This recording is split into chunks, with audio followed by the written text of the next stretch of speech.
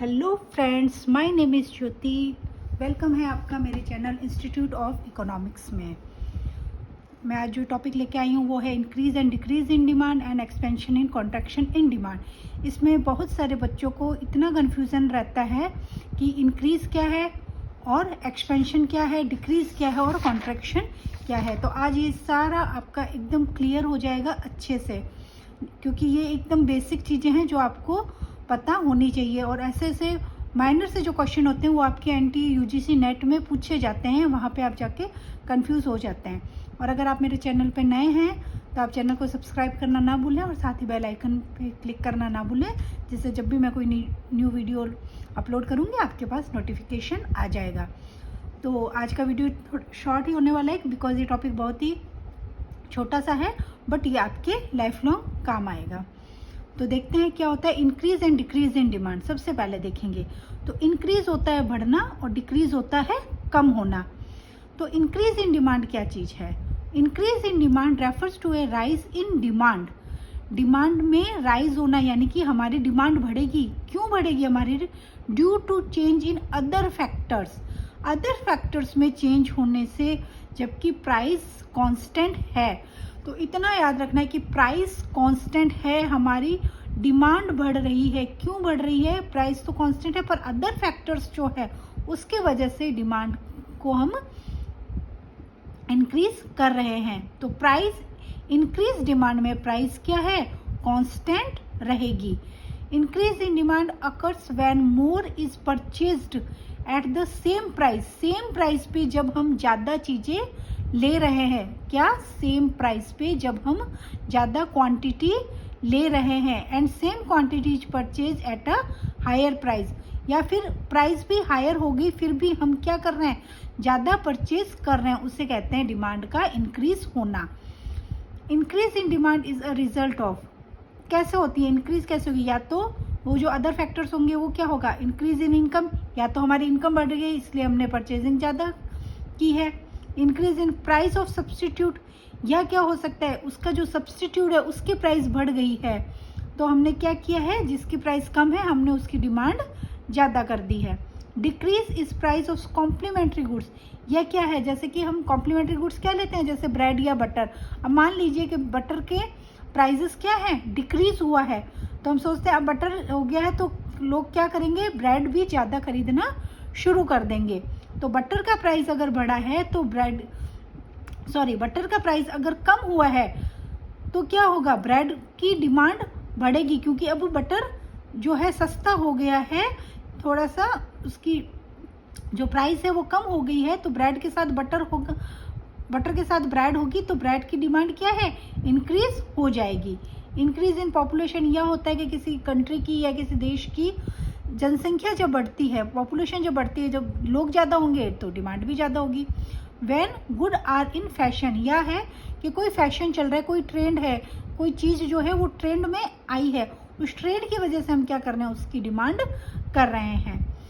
When there is an increase in demand, the demand curve shift to the right from DD to D1 D1। इसमें देखेंगे जब increase होता है demand में, increase होना क्या होता है? इसका होता है इंक्रीज होना मीन्स क्या होगा कि अपना जो डिमांड कर्व है वो क्या होगा? राइटवर्ड शिफ्ट हो जाएगा। इंक्रीज होने पर आप ये चीज़ हमेशा याद रखिए कि जब भी इंक्रीज होने की बात की जाए तो हमेशा जो भी कर्व होगा वो राइटवर्ड शिफ्ट होगा, और जब भी डिक्रीज की बात की जाए तो क्या होगा? कर्व जो होगा लेफ्टवर्ड शिफ्ट होगा, या उससे बोलेंगे डाउनवर्ड शिफ्ट होगा। हमेशा ये चीज़ याद रखनी है। कभी भी जब भी आपको इंक्रीज की बात की जाए तब आपको क्या करना है? राइटवर्ड शिफ्ट करना है। तो अब देखिए सीधा सा याद रखेंगे कि अपनी प्राइस क्या है? OP। ये प्राइस क्या है? OP। प्राइस तो इतनी है पर हमारी डिमांड इंक्रीज हुई है। क्यों हुई है? बिकॉज या तो हमारी इनकम इंक्रीज हुई है, या सब्सटीट्यूट प्राइस इंक्रीज हुआ है, या कॉम्प्लीमेंट्री का डिक्रीज हुआ है, या पॉपुलेशन इंक्रीज हुई है, या फिर कोई फैशन आया है नया, उसकी वजह से। तो यहाँ पे देखेंगे कहीं भी उसकी प्राइस की बात नहीं हो रही है। हमें क्या करना है? प्राइस तो कांस्टेंट है, बट अदर फैक्टर्स की वजह से जब हम डिमांड को बढ़ाते हैं तो क्या होता है कि ये इंक्रीज इन डिमांड होता है। इसी तरह से सेम वाइस वर्सा रहेगा, डिक्रीज इन डिमांड। जब अब इसको सीधा सा मैंने यहाँ पे एक लिखा है, आप सेकंड कैसे लिख सकते हैं कि decrease in demand refers to fall in demand. Fall होगी डिमांड हमारी, क्योंकि अदर फैक्टर्स, जबकि प्राइस उतनी ही है। यहाँ पे जहाँ भी इंक्रीज है वहाँ डिक्रीज लिख देंगे, जहाँ पे हाई है वहाँ पे लो लिख देंगे, या राइज है तो फॉल लिख देंगे। और हमारे जो भी है ये सब यही रहेंगे, जो भी हमारे रिजल्ट है कि इंक्रीज इन डिमांड क्या, डिक्रीज इन डिमांड भी क्या होता है कि इसी वजह से यहाँ पे होगा तो हमारी डिक्रीज इन इनकम, हमारी इनकम हो सकता है कम हो गई हो, या सब्स्टिट्यूट की प्राइस भी डिक्रीज हो गई हो, या फिर क्या करेंगे, जैसे सब्स्टिट्यूट की प्राइस डिक्रीज होती है तो हम क्या करेंगे, अगर कॉफ़ी की प्राइस डिक्रीज हुई है, कम हुई है, तो टी वाले क्या करेंगे, कॉफ़ी की तरफ शिफ्ट कर जाएंगे।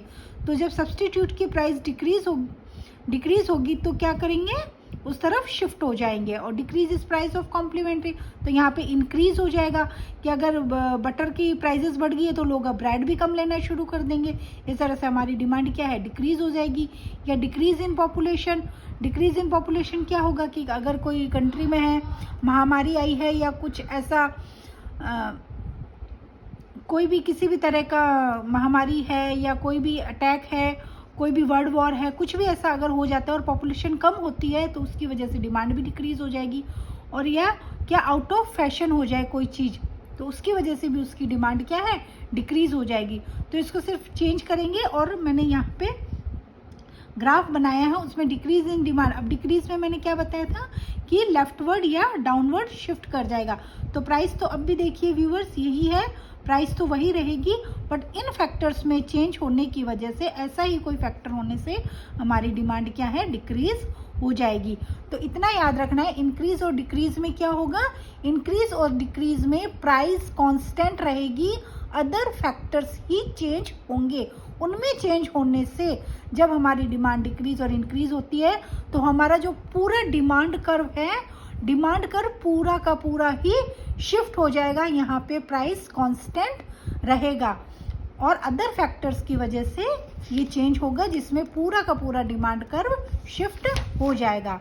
और एक्सपेंशन और कॉन्ट्रैक्शन में डिमांड कर्व एक ही रहेगा, बिकॉज इसमें प्राइस में चेंज होने की वजह से हम डिमांड इंक्रीज और डिक्रीज करेंगे। वहाँ पे प्राइस कांस्टेंट था, यहाँ पे अदर फैक्टर्स कांस्टेंट है और प्राइस इंक्रीज या डिक्रीज होगी। तो एक्सपेंशन क्या है, when the quantity demanded, expansion कम होगा, इसमें उल्टा याद रखेंगे कैसे, एक्सपेंशन ऑफ डिमांड, यानी कि हम डिमांड बढ़ेगी, क्यों बढ़ेगी, क्योंकि प्राइस डिक्रीज होगी।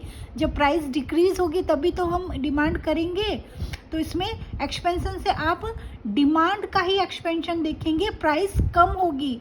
यहाँ पे इसको रिवर्स याद रखना कि decrease in the price keeping other factors constant, वहाँ पे हमने प्राइस को कांस्टेंट लिया था, अदर फैक्टर्स चेंज हो रहे थे। यहाँ पे प्राइस क्या है, एक्सपेंशन में जहाँ पे डिमांड बढ़ रही है वहाँ पे डिक्रीज इन प्राइस है, keeping other factors constant. It is known as expansion in demand, ये एक्सपेंशन इन डिमांड है। There is a downward movement, यहाँ पे क्या होगा, डाउनवर्ड मूवमेंट होगा।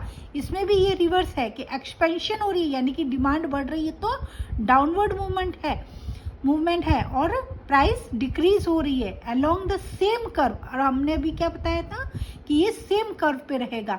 It occurs due to decrease in the price of the given commodity, जब भी उस जो कमोडिटी है उसकी प्राइस डिक्रीज होती है तो क्या होगा, डिमांड बढ़ेगी। तो इसको रिवर्स याद रखेंगे, एक्सपेंशन डिक्रीज इन प्राइस। तो इस पे देखेंगे कि जब डिक्रीज प्राइस हो रही है तो एक्सपेंशन है, तो हम क्या हुआ, ये डाउनवर्ड चले गए, क्योंकि हम क्या लेते हैं, क्वांटिटी यहाँ पे लेंगे हम एक्स पे और वाई पे क्या है, प्राइस। तो जब प्राइस डिक्रीज होगी तो डिमांड इंक्रीज होगी, तो इसी कर्व पे रहेंगे। और हमने क्वांटिटी को क्या किया है, अब वो पहले जो ओ क्यू थी अब ओ क्यू 2 हो गई है और प्राइस ओ पी से ओ पी 2 हो चुकी है। दूसरा है इसमें कॉन्ट्रैक्शन इन डिमांड, कॉन्ट्रैक्शन यानी कि डिमांड कम होना, डिमांड कब कम होगी? जब प्राइस इंक्रीज होंगे और अदर फैक्टर्स कांस्टेंट रहेंगे। It is known contraction in demand, there is an upward movement. इसमें क्या होगा? अपवर्ड। वहां पे मैंने आपको सिखाया था डिक्रीज में डाउनवर्ड होगा, पर यहाँ पे याद रखेंगे कॉन्ट्रैक्शन में upward movement, but curve change नहीं होगा। सिर्फ इंक्रीज और डिक्रीज जहां बोला जाए डिमांड में, वहीं पे ही हमारा डिमांड कर्व शिफ्ट होगा। जब एक्सपेंशन और कॉन्ट्रैक्शन बोला जाए तब हम एक ही कर्व पर रहेंगे, और जब हमारा कॉन्ट्रैक्शन डिमांड है तो प्राइस इंक्रीज होने पर क्या होगा कि यहाँ पे क्वांटिटी हम कम लेंगे तो ये कॉन्ट्रैक्शन हो गई है, तो क्या करेंगे? इसकी डिमांड कम हो गई और प्राइस इंक्रीज हुई है। ये कब होगा? जब increase in the price of a given commodity. तो अच्छे से याद रखने वाली चीज इसमें यही है कि जब इंक्रीज और डिक्रीज बोला जाता है, जब इंक्रीज और डिक्रीज बोला जाए तो आपको याद रखना है कि डिमांड कर्व पूरा का पूरा ही शिफ्ट होगा, उसमें प्राइस चेंज नहीं होगी। तो अच्छे से याद रखेंगे कि प्राइस नहीं है, वो हॉरिजॉन्टल लाइन ही रहेगी प्राइस की। तो आपको पूरा का पूरा कर्व शिफ्ट करना है, इंक्रीज में राइट और डिक्रीज में लेफ्टवर्ड। और इसी तरह से एक्सपेंशन और कॉन्ट्रैक्शन में ऐसे याद रखेंगे, एक्सपेंशन यानी कि ज़्यादा हो रही है डिमांड। हम डिमांड कब ज़्यादा करेंगे? नॉर्मल सी बात है, जबकि प्राइस कम हो जाएंगे। और एक्सपेंशन और कॉन्ट्रैक्शन में अदर फैक्टर्स सेम रहेंगे, तब इसमें हम डाउनवर्ड शिफ्ट करेंगे और कॉन्ट्रैक्शन में हम अपवर्ड शिफ्ट करेंगे, तो हम एक ही डिमांड कर्व पर रहते हैं। आई होप आपको अभी ये इंक्रीज और डिक्रीज, एक्सपेंशन इन कॉन्ट्रैक्शन अच्छे से समझ में आ गया होगा। इससे रिलेटेड आपको कोई भी कंफ्यूजन है तो आप मुझे कमेंट बॉक्स में कमेंट कर सकते हैं, और अगर आप इकोनॉमिक्स से रिलेटेड कोई भी ऐसा टॉपिक पढ़ना चाहते हैं जो आपको अभी तक समझ नहीं आया है या आपको वो नहीं मिला है, तो आप मुझे कमेंट बॉक्स में ज़रूर बताएं। मैं नेक्स्ट वीडियो उस पर लाने की पूरी कोशिश करूँगी। Thank you.